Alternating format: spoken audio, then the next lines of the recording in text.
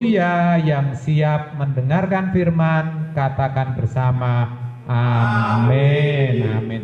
Silahkan duduk Bapak Ibu Saudara yang terkasih. Shalom.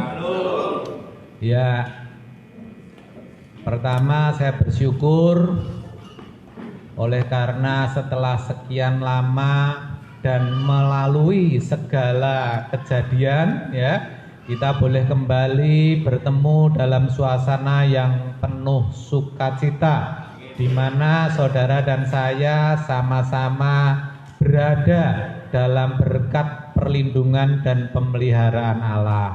Saya percaya itu sesuatu yang sangat luar biasa. Saya percaya pagi ini hati saudara limpah dengan sukacita dan syukur. Amin. Sekali lagi beri kemuliaan buat Tuhan kita. Haleluya. Bapak Ibu Saudara, seperti kita ketahui saat ini pandemi corona belum berakhir. Di dalam ibadah pun kita harus mengikuti protokol yang ditetapkan pemerintah, ya. Sering cuci tangan, jaga jarak, pakai masker, ya. Nah, oleh sebab itu saya yang berdiri di mimbar ini mohon izin untuk melepas masker saya, ya, supaya tidak terhalang dan suaranya jelas. Saya sendiri juga bawa 2 masker, yang satu saya gembol ini, ya saudara. Semua demi menjaga kesehatan kita semua, ya. Dan saya percaya Bapak Ibu Saudara hari-hari ini sangat disiplin di dalam mengikuti protokol pemerintah. Yang perlu saya sampaikan, saudara tidak perlu ketakutan. Amin, saudara. Saudara harus sadar, ya, bahwa semuanya ada di tangan Tuhan. Bahkan meskipun keadaan semakin memburuk, percayalah Tuhan Allah yang kita sembah masih memegang kendali. Amin. Nah, Bapak Ibu Saudara tidak perlu khawatir, ya. Kalau saat ini lagi didengung-dengungkan yang namanya new normal life atau kehidupan kenormalan yang baru. Dulu kalau kita lihat orang bertopeng atau pakai masker, kita anggap itu nggak normal, saudara. Tetapi sekarang itu normal, ya. Kalau dulu kita kemana-mana sedikit-sedikit cuci tangan, nah kita bisa disingkirkan, tidak disukai oleh banyak orang, dipikir kita menyinggung perasaannya, ya. Tetapi sekarang justru itulah yang normal. Bapak Ibu Saudara yang terkasih, pagi ini tema firman Tuhan yang akan saya sampaikan tidak panjang, dan saya akan beri tema kenormalan Allah. Apa saudara? Kenormalan Allah. Nah, yang saya maksudkan dengan normal, tentu Bapak Ibu Saudara tahu namanya normal itu wajar. Betul? Maka kalau kenormalan Allah, nah artinya wajar atau normal menurut pandangan Allah, bukan menurut manusia dan juga bukan menurut dunia. Betul, saudara? Nah, saudara, sayangnya kalau kita mengikuti kenormalan Allah, itu biasanya otomatis kita itu akan dianggap tidak normal atau tidak wajar di mata manusia. Sebaliknya juga begitu. Kalau kita mengikuti kenormalan atau kewajaran dunia, otomatis di mata Allah itu kita tidak wajar dan tidak normal. Betul Bapak Ibu Saudara? Nah, padahal sebagai orang Kristen, sebagai orang percaya, kita ini dituntut untuk mengenakan untuk menjalani, untuk hidup di dalam kenormalan Allah. Yang ngerti ngomong amin. Jadi kalau nanti saudara hidup dalam kenormalan Allah, saudara jangan kaget kalau saudara dianggap aneh, kalau saudara dianggap tidak wajar, kalau saudara dianggap tidak normal. Oleh siapa? Oleh manusia, oleh dunia, oleh orang-orang yang ada di sekitar saudara. Saudara siap? Saudara siap? Nah, resiko nih saudara, ya kan? Resiko. Lah pertanyaannya kan seperti ini. Kenapa kok kita harus mengenakan kenormalan Allah? Alasannya apa Pak kok suruh mengenakan kenormalan Allah? Nah, di Alkitab itu dituliskan dalam 1 Korintus 6 ayat 19 sampai 20. 1 Korintus 6 ayat 19 sampai 20. Saya cuma pakai satu ayat saudara.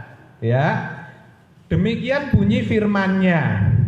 Atau tidak tahukah kamu bahwa tubuhmu adalah bait Roh Kudus yang diam di dalam kamu, Roh Kudus yang kamu peroleh dari Allah, dan bahwa kamu bukan milik kamu sendiri, sebab kamu telah diberi dan harganya telah lunas dibayar.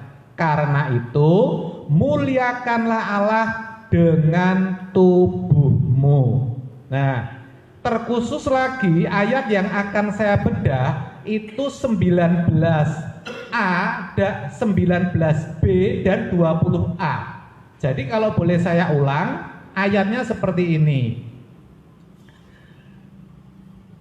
Kamu bukan milik kamu sendiri.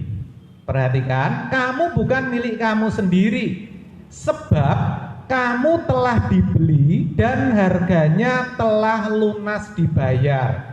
Sebab kamu telah dibeli dan harganya telah lunas dibayar. Bapak Ibu Saudara, saya sengaja pelan supaya saudara bisa tangkap dengan baik ya. Ayat ini sebenarnya menggambarkan keadaan budak pada waktu itu, pada zamannya Yesus. Kan ada nih budak yang diperjualbelikan, betul saudara? Nah, budak yang dimaksud adalah budak yang sudah dibeli oleh seorang tuan. Budak yang sudah dibeli ini tidak memiliki hak apapun juga. Semuanya tergantung daripada sang tuan yang sudah membayarnya dengan lunas. Ya, jadi kalau sang tuan itu meminta budak yang dibeli untuk mengerjakan atau melakukan sesuatu, maka budak itu harus melakukan. Tapi sebaliknya kalau sang tuan itu tidak menghendaki atau melarang sang budak untuk berbuat sesuatu, maka budak itu harus patuh. Nah, itu kondisinya seperti itu. Bagaimana Pak kalau seorang budak tidak melakukan kehendak daripada tuannya? Maka sang tuan ini berhak melakukan apapun juga. Budak itu boleh dicambuk, disesah, disiksa, dianiaya. Bahkan sang tuan ini berhak untuk menjual kembali budak itu ke orang lain. Tidak hanya itu, sang tuan ini berhak untuk membunuh budak itu. Bayangkan saudara, membunuh, dan itu tidak ada hukumnya. Sang tuan kalau sampai membunuh nggak bakal dituntut oleh hukum pada waktu itu, saudara. Jadi budak belian ini tidak mempunyai hak apapun atas hidupnya meskipun dia hidup. Nah, kan ironi sekali saudara, hidup tapi nggak punya hak apapun. Sedangkan tuan yang membeli atau sang majikan itu punya hak penuh atas hidup budak yang sudah dibelinya. Makanya ayat tadi yang kita baca mengatakan kamu bukan milik kamu sendiri, bukan. Itu ditujukan ke budak. Sebab kamu telah dibeli dan harganya telah lunas dibayar. Yang ngerti katakan amin. Nah, Bapak Ibu Saudara, ini juga menggambarkan kehidupan orang Kristen. Demikianlah orang Kristen. Saudara dan saya harus tahu bahwa Yesus telah membeli saudara dan saya. Ya, dan harganya telah lunas dibayar. Itu artinya apa? Yesus telah membeli saudara dan saya dengan cash, dengan tunai, tanpa diangsur, tanpa dicicil. Seketika itu juga dibayar. Bahkan membayarnya bukan dengan uang, bukan dengan emas dan perak kata Alkitab, tapi dengan darahnya sendiri yang mahal, darahnya sendiri yang kudus. Amin, saudara. Dengan demikian apa yang terjadi? Nah, seharusnya Bapak Ibu Saudara dan saya itu sadar bahwa ketika saudara itu menerima Yesus, dengan kata lain, ketika saudara itu jadi orang Kristen, otomatis seketika itu juga saudara itu menjadi milik Kristus. Amin. Saudara itu konsekuensinya harus menyerahkan segenap hidupmu kepada Yesus yang sudah membeli saudara. Ya, otomatis saudara tidak memiliki hak apapun atas hidup saudara. Hidup saudara sejatinya sudah disita, sudah direnggut oleh Yesus sang majikan kita. Amin. Amin. Itu saudara harus ingat dulu. Ini sangat penting, saudara. Artinya kalau diibaratkan budak tadi, kita itu tidak bisa bertindak semau-mau kita sendiri. Gak bisa, saudara. Amin, saudara. Nah, saudara, ibarat kalau orang membeli sesuatu, saya percaya saudara pernah membeli barang ya, sesuatu. Apa yang terjadi, saudara? Pasti sesuatu yang saudara beli atau barang yang saudara beli itu pasti saudara bawa pulang. Betul tidak, saudara? Pasti dibawa pulang dong. Dibeli, sudah dibayar, sudah lunas, iya kan? Betul, saudara? Nah, nggak mungkin saya beli sesuatu terus saya tinggal. Mungkin nggak, saudara? Nggak mungkin. Nggak apa-apa, santai. Kecuali ketinggalan. Kalau ketinggalan mau ngomong apa, saudara? Namanya juga ketinggalan, saudara. Betul, saudara? Nah, jadi Bapak Ibu, tidak, suara saya sudah keras, saudara. Itu sudah biasa aja, jangan ke sini. Masuk. Oh, masuk, tidak apa-apa. Ya.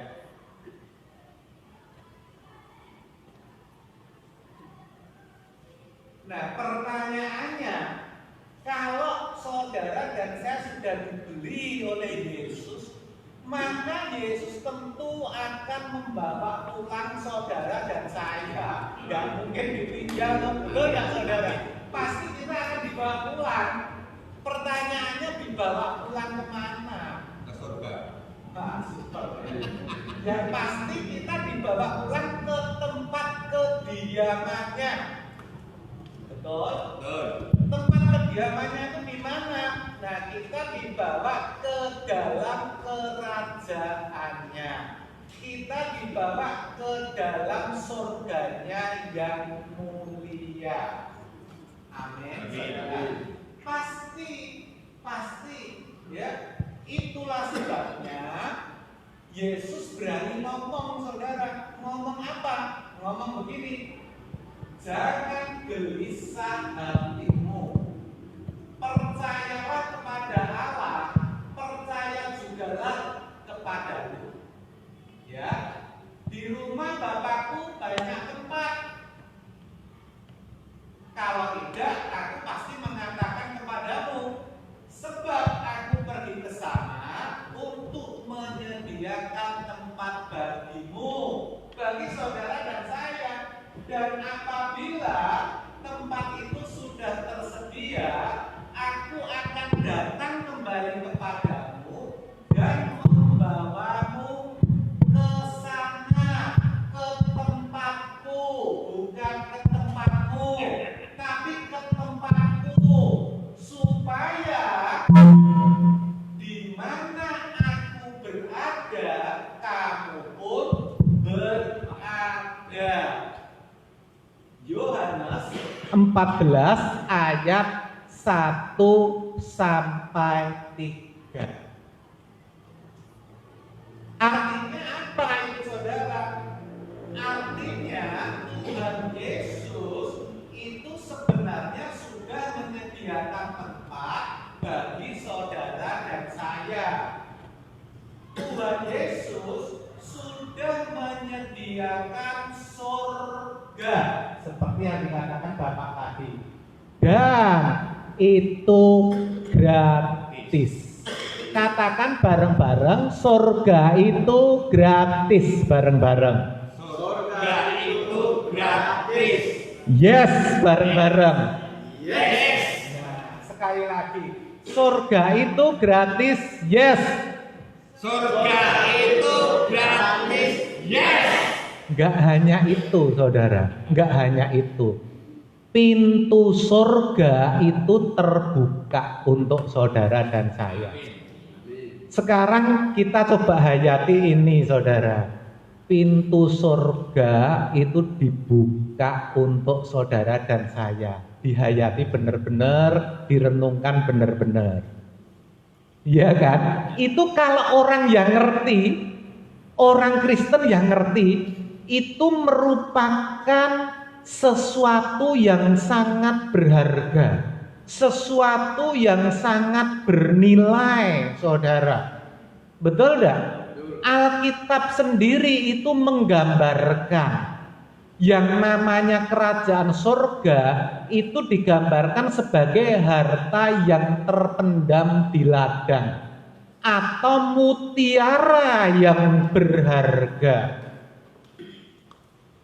Sehingga orang yang menemukan, dia rela menjual segala miliknya untuk membeli ladang yang di dalamnya ada harta terpendam itu, untuk mendapatkan mutiara yang sangat berharga itu. Meskipun untuk itu dia harus kehilangan seluruh miliknya. Matius 13 ayat 44 sampai 46, saudara. Nah, saudara, sebenarnya itulah yang dinamakan kasih karunia, saudara. Nah, soalnya saudara kalau memahami kasih karunia seperti apa? Itu sebenarnya yang dinamakan kasih karunia. Itu yang sebenarnya sering disebut-sebut sebagai anugerah. Itu anugerah, saudara. Yaitu apa? Anugerah itu ketika surga itu disediakan gratis dan pintunya dibuka, itu anugerah. Karena dengan begitu saudara dan saya ini punya peluang, punya kesempatan untuk sampai ke sana.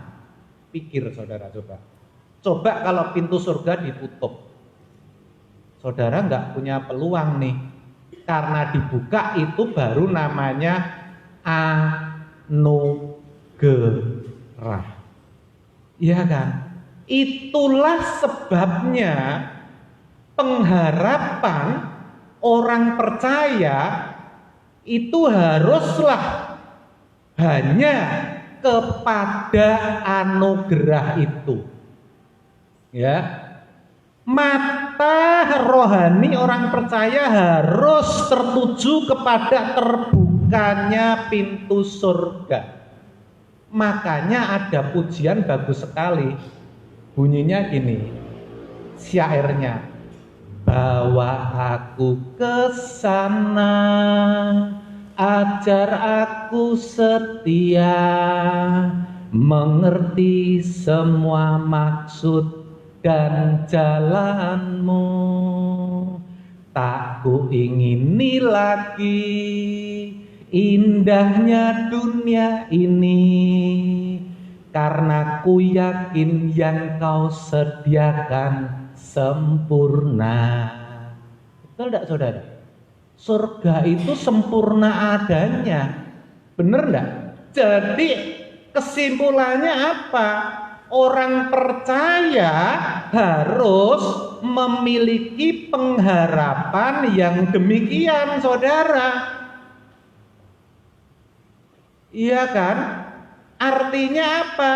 Yang dinanti-nantikan orang percaya, yang dinanti-nantikan saudara dan saya tuh harusnya hanya satu, tidak ada yang lain. Yaitu apa? Langit baru dan bumi yang baru. Cuman itu yang begitu sempurna. Bukan menanti-nantikan dunia, saudara. Bukan berharap bahwa dunia ini akan semakin baik semakin hari. Saudara pasti akan kecewa. Saudara pikir entar kalau corona lewat, kita bisa hidup normal lagi, kerjaan jadi lebih bagus. Enggak, belum tentu saudara. Bisa lebih buruk, dunia itu tidak menjanjikan saudara. Makanya mata kita, fokus hidup kita harus hanya kepada surga, langit baru dan bumi yang baru. Bisa katakan amin? Saudara jelas, saya jelaskan kayak begini, jelas ya. Saudara, meskipun surga itu sudah tersedia dan gratis, pintunya itu sudah terbuka, tetapi tidak otomatis kita bisa masuk dan mendiami surga. Dengan kata lain, orang percaya atau orang Kristen tidak bisa dengan segera atau seketika itu setelah dibeli oleh Yesus langsung karena pintu surga dibuka lalu mendiami atau menempati surga. Enggak bisa, saudara. Pertanyaannya kenapa Pak? Kenapa enggak bisa? Kan begitu saudara. Betul saudara? Karena kita tidak seperti yang dulu lagi. Artinya apa Pak? Artinya kita sudah tidak sesuai dengan rancangan ketika kita pertama kali diciptakan. Sudah gak sesuai lagi. Kita sudah tidak segambar dan serupa dengan Allah. Ya, kodrat kita sudah berubah. Yang kita kenakan, yang ada di dalam diri kita sekarang ini adalah kodrat dosa, karakter dosa. Nih daging ini dosa, saudara. Sehingga kita tidak bisa mengerti lagi kemauan Allah. kita nggak bisa ngerti lagi kehendak Allah, apa yang dimau Sang Tuhan atas hidup kita yang sudah dibeli itu. Kita nggak ngerti lagi. Hidup kita sudah jadi tidak karu-karuan, saudara. Hidup kita itu sejatinya jahat. Hati kita itu sejatinya licik, saudara. Itu kita, saudara. Pikiran kita itu sejatinya kotor. Kecenderungan kita itu sebenarnya senantiasa melakukan hal-hal yang jahat. Nyakiti orang, melukai hati orang, membenci sesama. Di sini nggak ada ya kayak gitu ya. Menghakimi, sukanya begini-begini, nyalain orang sukanya. Iya kan? Sombong. Kesombongan itu seringkali terselubung, nggak ada yang ngerti kita sendiri. Sombongnya di balik setiap ucapan itu sebetulnya ada aku yang disembunyikan, saudara. Mementingkan diri sendiri. Yang penting aku, elu, gue. Betul nggak, saudara? Meskipun di Solo, nggak di Jakarta, tapi itu berlaku, saudara. Egois, carinya menang sendiri, nggak mau memenangkan orang lain, nggak mau, saudara. Sekarang saya ajak berpikir, coba saudara bayangin tuh, kalau surga yang mulia itu diisi orang-orang yang belum beres, ya, seperti saudara dan saya, orang-orang yang masih berantakan. Coba bayangkan jadinya surga itu apa? Nggak beda dengan dunia dong, betul nggak, saudara? Sama saja, tempatnya saja yang pindah, orangnya nggak berubah, betul nggak, saudara?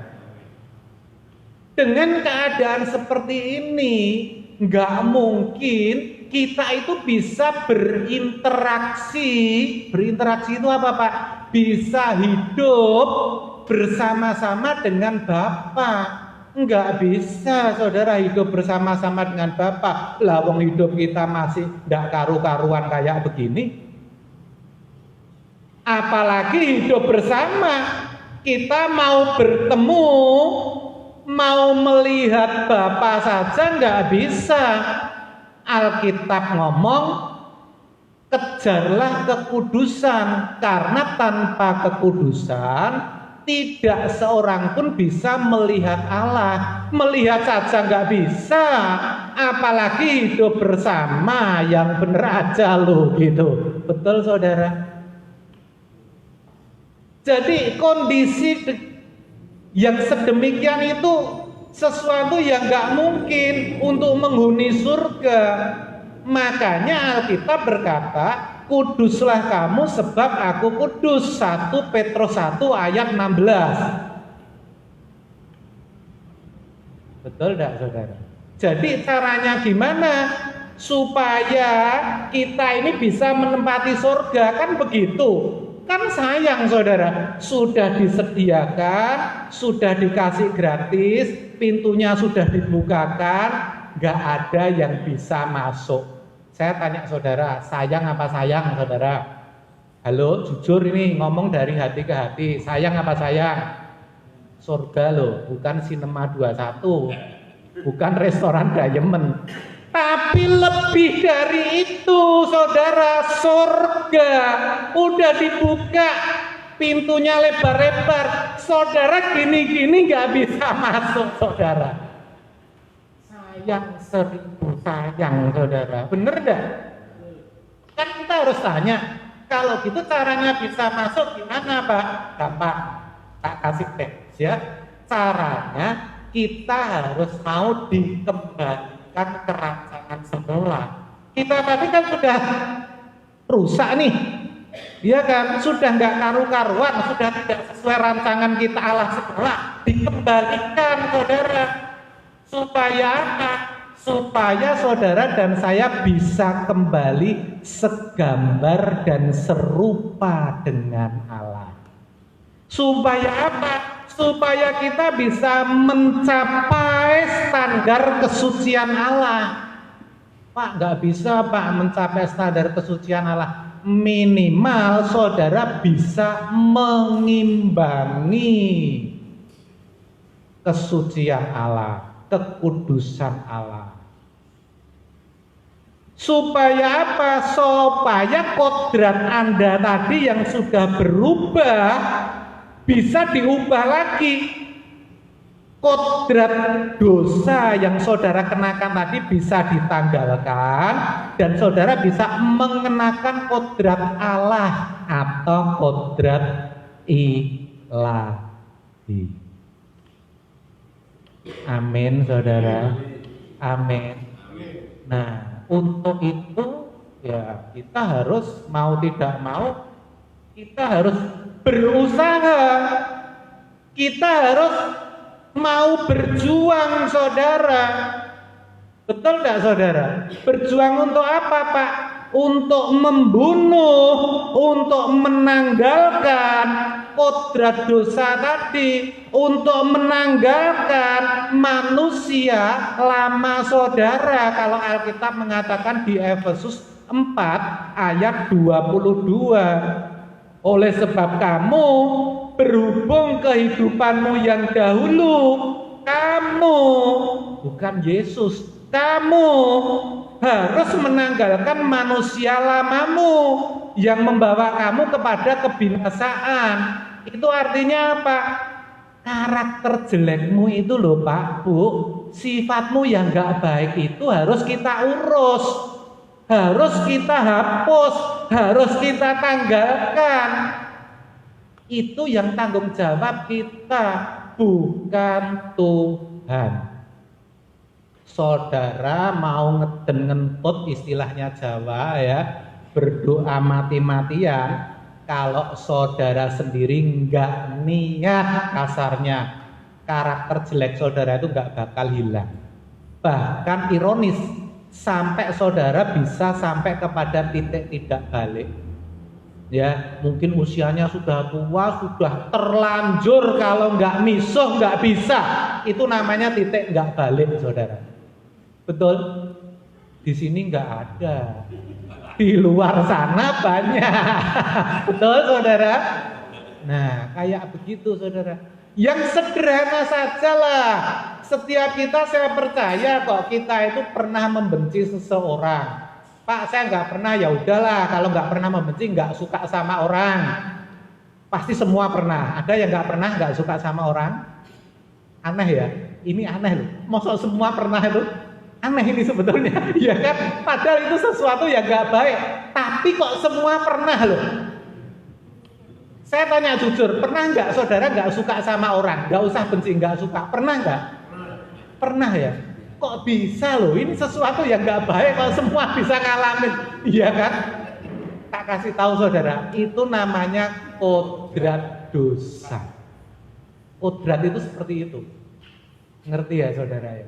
Nah, saudara, kita saja ya untuk melupakan, untuk melebur, untuk menghapus ketidaksukaan kita itu aja susah kok. Bener enggak saudara? Bener. Bahkan ada yang ekstrim loh. Orang nggak bisa nyembunyikan kalau nggak suka. Begitu lihat gitu, wah mukanya langsung ditekuk saudara.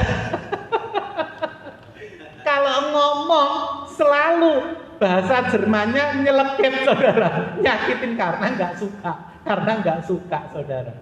Betul saudara. Itu baru yang sepele kok saudara. Belum lagi apa?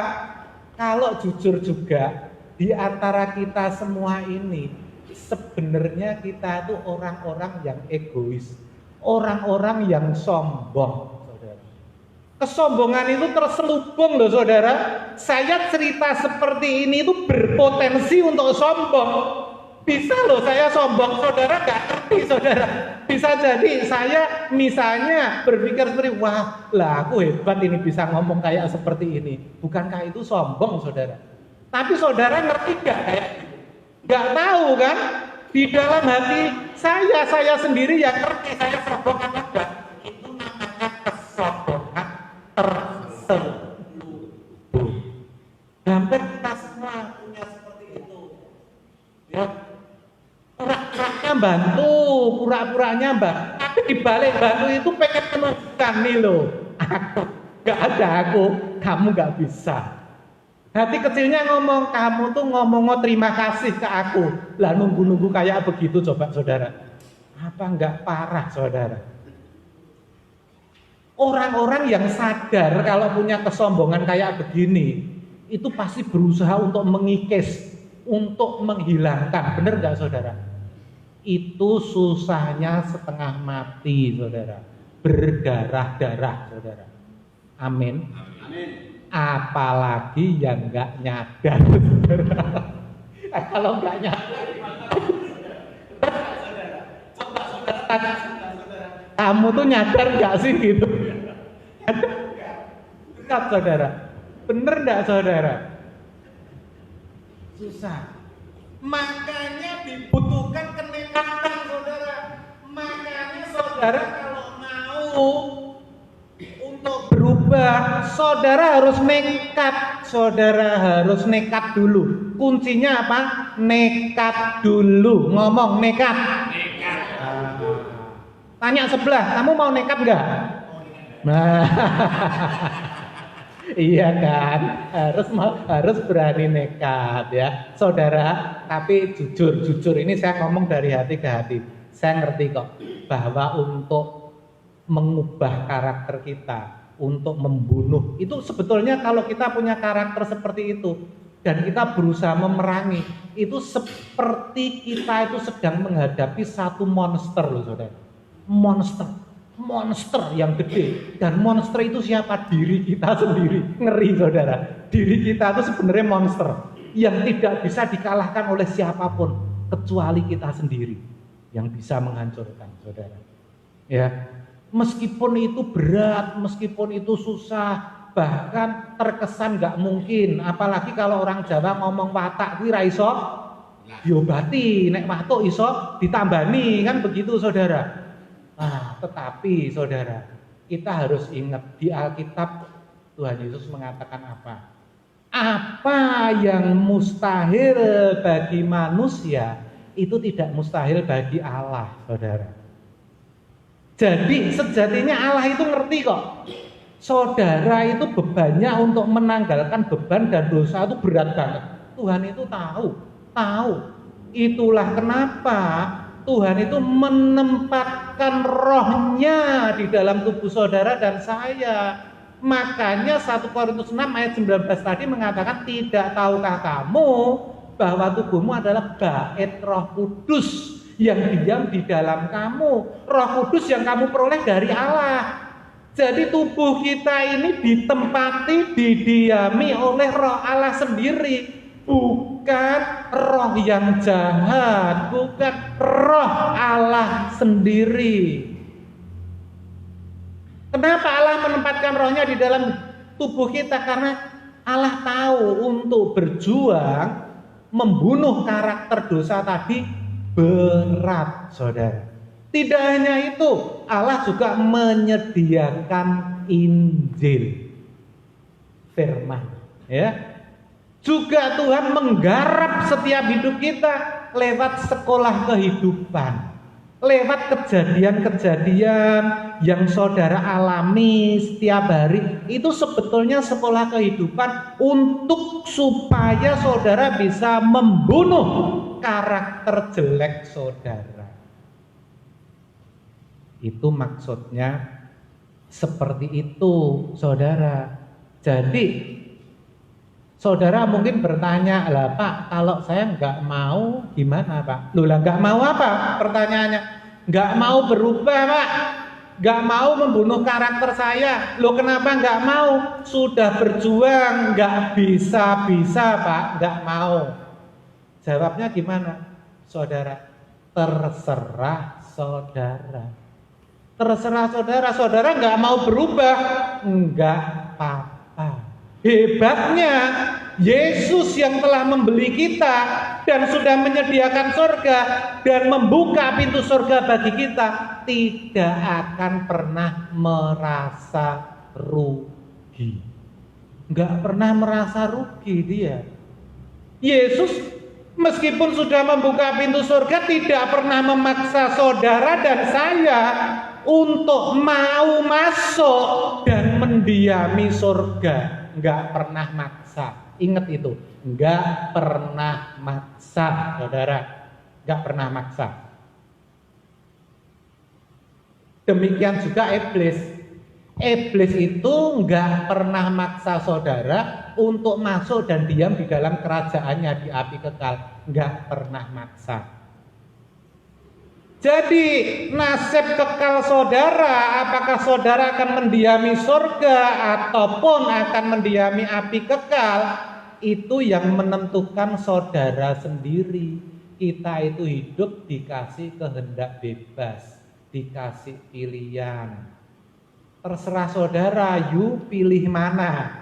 Kan you sudah aku sediain ini surga, pintunya terbuka. Mau silahkan, nggak mau saya juga nggak rugi. Kan begitu saudara. Dan saat atau waktu saudara memilih itu bukan nanti, tapi sekarang saat saudara masih bisa duduk dengerin firman, saudara masih bisa kerja, itu saatnya saudara memilih, menentukan nasib kekal saudara. Yang ngerti ngomong amin.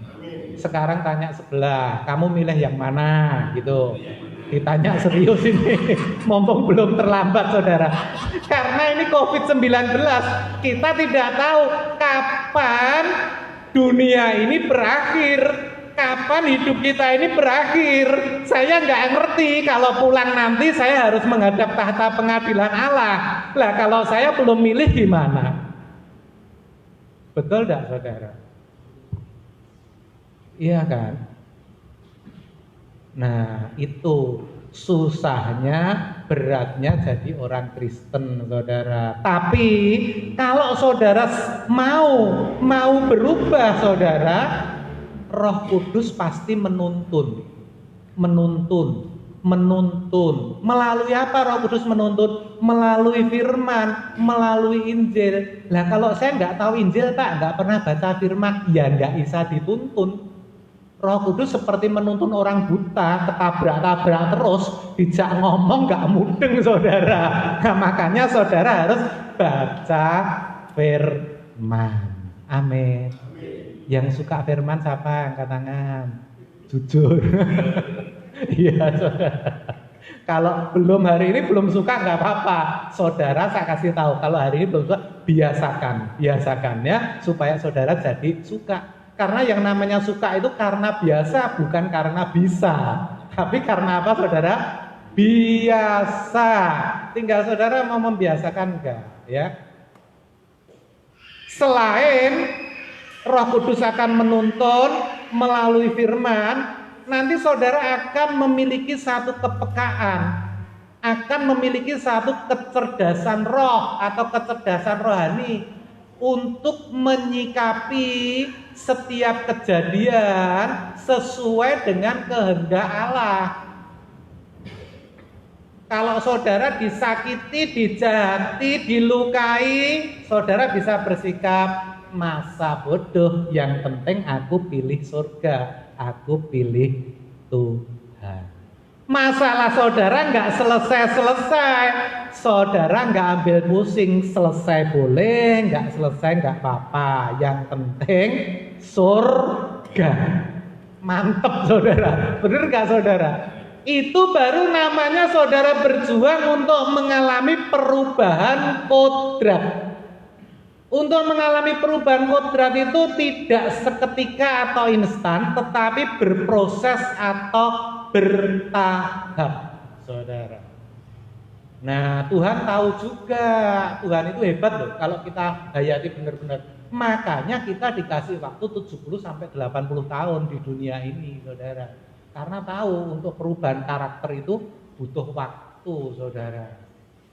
Pak, kalau gitu dengan saya berjuang kayak begini saya bisa dapetin, bisa mendiami surga. Oh enggak, Saudara. Kalau Yesus tidak membeli Saudara, dan harganya tidak dibayar lunas, meskipun Saudara berjuang mati-matian, pintu surga tetap tutup. Angkep, Saudara. Jadi kesimpulannya apa? Kalau kita saat ini masih diberi kesempatan hidup 70 sampai 80 tahun, itu berarti kesempatan atau waktu yang Tuhan berikan kepada setiap kita, orang yang percaya kepadanya, yang mengaku Kristen, untuk mempersiapkan diri dengan baik. Supaya apa? Supaya kita bisa menempati surga yang sudah disediakan oleh Yesus. Nah, orang yang serius menggarap dirinya dengan mengadakan perubahan kodrat ini baru dianggap normal oleh Allah. Baru saudara hidup dalam kenormalan Allah. Pak, kalau saya nggak begitu, berarti saudara hidup dalam kenormalan dunia. Kan cuma ada dua, kalau nggak Allah ya dunia. Kalau saudara nggak begitu, mesti begini, kan begitu saudara. Ya, dengan demikian saudara bisa memuliakan Tuhan sepanjang hidup saudara. Itulah sejatinya yang dinamakan proses keselamatan, yaitu dikembalikannya manusia ke rancangan semula. Amin. Kiranya Tuhan memberkati. Amin. Haleluya. Waktu dan tempat saya serahkan kepada Bapak Gembala Pendeta Yusa. Makasih Pak.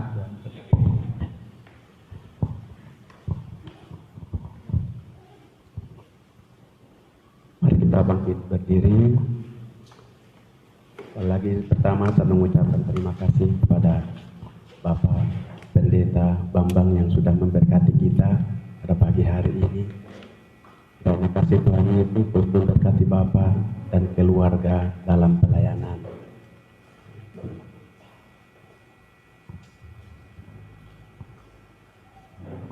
Mari kita datang pada Tuhan dan kita berdoa. Bapa di dalam surga, kami mengucap syukur dan berterima kasih. Pada pagi hari ini Engkau telah memberkati kami Bapa dengan firman-Mu Bapa. Biarlah ya Tuhan firman Tuhan yang kami dengar pada saat ini Bapa. Ajar kami hidup serupa dengan Engkau ya Bapa. Ajar kami untuk hidup berjalan di dalam kehendak Engkau ya Bapa. Terima kasih ya Tuhan Yesus. Terima kasih Bapa di dalam surga. Berkati hamba-Mu Bapak Pendeta Bambang yang sudah memberkati kami pada pagi hari ini. Dan hamba-Mu berdoa, Tuhan berkati keluarganya, Tuhan Yesus memberkati usahanya, Tuhan berkati, Tuhan Yesus memberkati pelayanannya Bapa, sehingga semakin hari hamba-Mu dipakai Tuhan luar biasa, dimanapun Tuhan panggil dan Tuhan pakai akan dia Bapa.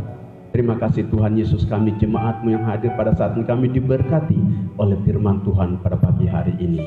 Terima kasih Tuhan Yesus, terima kasih Bapa. Kami berdoa dan mengucap syukur kami boleh melewati rangkaian ibadah kami pagi hari ini, memuji Engkau dan memberikan persembahan kepada Engkau Bapa. Dan kami juga telah mendengarkan firman-Mu. Dan saat ini jemaat-Mu akan pulang ke rumah mereka Bapa. Tuhan berkati mereka dalam 1 minggu ini Bapa. Tuhan pelihara, Tuhan jaga, berikan kekuatan, kesehatan kepada mereka Bapa, sehingga jemaat-Mu tetap terpelihara oleh Engkau Bapa. Tuhan berkati usaha mereka, Tuhan memberkati pekerjaan mereka, Tuhan berkati rumah tangga mereka, sehingga mereka tetap ya Tuhan Yesus tercukupi di dalam segala kebutuhannya Bapa. Terima kasih Tuhan Yesus, terima kasih Bapa dalam surga. Dan saat ini Bapa, kami akan pulang ke rumah kami masing-masing. Jemaat Tuhan yang saya kasihi di dalam Tuhan Yesus Kristus, arahkanlah hatimu kepada Tuhan dan terimalah berkat Tuhan. Tuhan memberkati engkau dan melindungi engkau. Tuhan menyinari engkau dengan wajah-Nya dan memberi engkau kasih karunia. Tuhan menghadapkan wajahnya kepadamu dan memberi engkau damai sejahtera yang datang dari Allah Bapa, cinta kasih di dalam Tuhan Yesus Kristus dan persekutuan Roh Kudus menyertai kita hari ini, besok dan sampai selama-lamanya. Amin. Amin.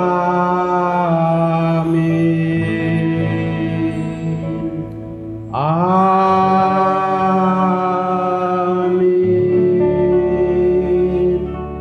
Amin.